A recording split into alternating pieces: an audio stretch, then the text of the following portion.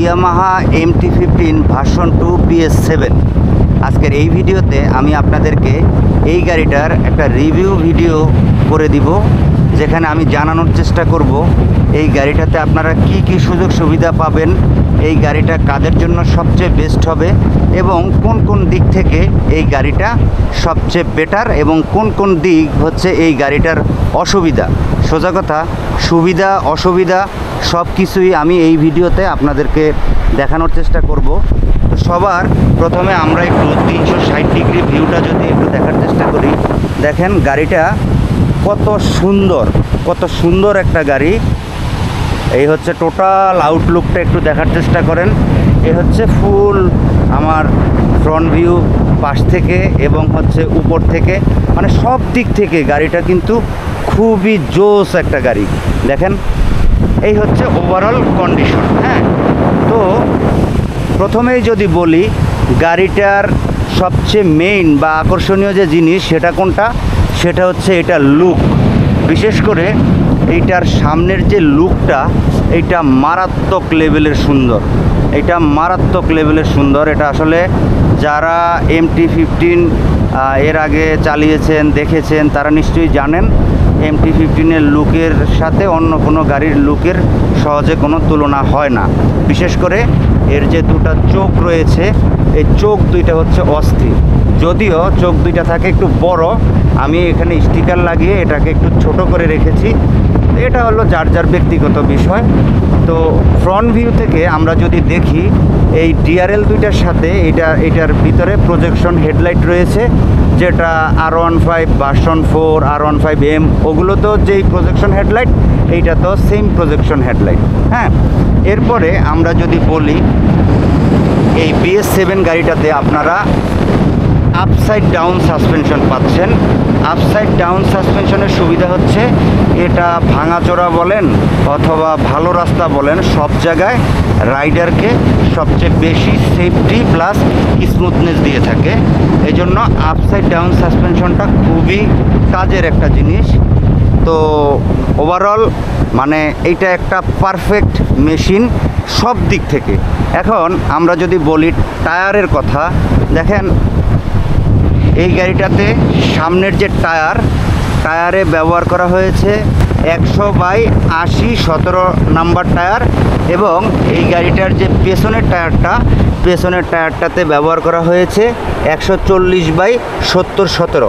যদিও আমার এই গাড়িটাতে এখন লাগানো রয়েছে টুরিনো টায়ার, তো বাজেট ইস্যুর কারণে আমি আসলে MRFটা লাগাইতে পারি নাই। আমি টুরিনোটা ইউজ করতেছি এবং আমার কাছে খুবই ভালো মনে হচ্ছে টুরিনো টায়ারটা।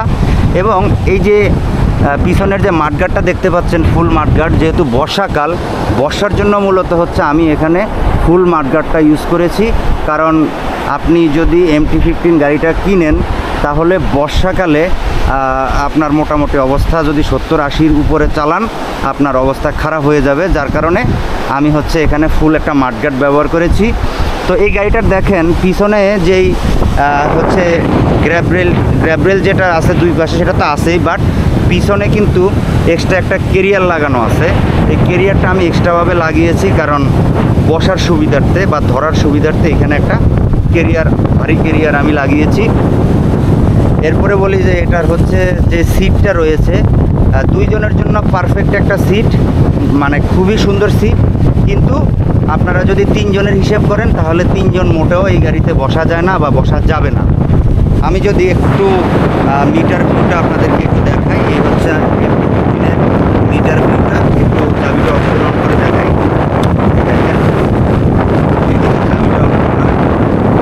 এই হচ্ছে আমার মিটারটা।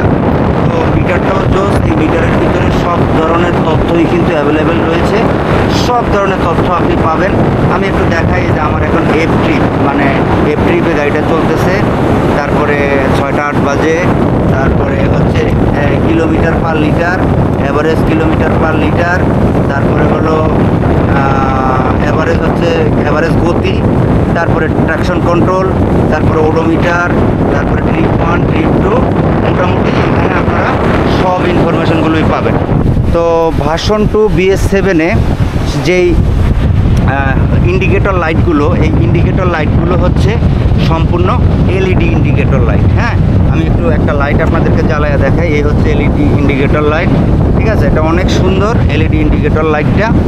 এরপরে আমরা যদি বলি, এখানে অতিরিক্তভাবে বলার কিছু নাই, সেটা হলো ভাষণ ট্যুর সবগুলো গাড়িতে আপনার অ্যালুমিনিয়ামের ব্যাকসেসিস দেওয়া হয়েছে, অ্যালুমিনিয়ামের ব্যাকসেসিস, যেটা মনে করেন বৃষ্টি কাদা পানিতে কখনো জঙে ধরার কোনো চান্স নেই, কারণ এটা অ্যালুমিনিয়াম। হ্যাঁ, এরপরে এই গাড়িটাতে আপনারা ডুয়েল চ্যানেল এবিএস পাবেন।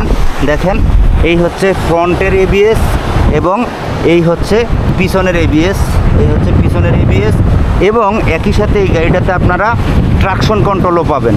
তো traction control, dual channel ABS, plus সবচেয়ে মেইন যে বিষয় সেটা হচ্ছে এই গাড়িটার মাইলেজ। আপনি চিন্তা করতে পারবেন না, এই গাড়িটা যদি আপনি 7000 আরপিএমের নিচে চালান এবং একটু ডিসেন্টভাবে রাইড করেন, তাহলে কমসে কম আপনি প্রায় 60-এর মতো মাইলেজ পাবেন, বা 55 বা 60 মাইলেজ পাবেন। আর যদি একটু টানাটানি করে চালান তাহলে আপনারা মাইলেজ পাবেন 45। তো অ্যাভারেজ ধরা যায় 50-52-র মতো একটা অ্যাভারেজ মাইলেজ আপনারা গাড়িটা থেকে পেয়ে যাবেন। তো এটা একটা খুবই ভালো মাইলেজ। এবং আরেকটা বিষয় হলো গাড়িটার ইঞ্জিনের শক্তি। এই গাড়িটার ইঞ্জিনের শক্তি কিন্তু ব্যাপক, অনেক শক্তি। এই গাড়িটা কখনো আপনাকে কোনো জায়গা হতাশ করবে না। একজন নিয়ে বলেন, দুইজন নিয়ে বলেন, ভাঙাচোরা রাস্তায় বলেন, বা হচ্ছে বালির রাস্তা, যে কোনো কন্ডিশনে এই গাড়িটা আপনাকে কোনো দুর্বলতার যে একটা ভাব, এইটা কোনোভাবেই এই গাড়িটা থেকে আপনি পাবেন না। আর আমার কাছে ব্যক্তিগতভাবে এই গাড়িটার একটা অসুবিধা মনে হয়েছে, সেটা হচ্ছে সব দিকেই অল ওকে, কিন্তু দুইটা দিকে অসুবিধা। সেটা হচ্ছে পিলিয়ন সিটটা তুলনামূলক যেহেতু একটু ছোট, বসতে একটু অসুবিধা হয়, এবং এইটার যে সাসপেনশনটা রয়েছে এই সাসপেনশনটা আসলে স্মুথ না।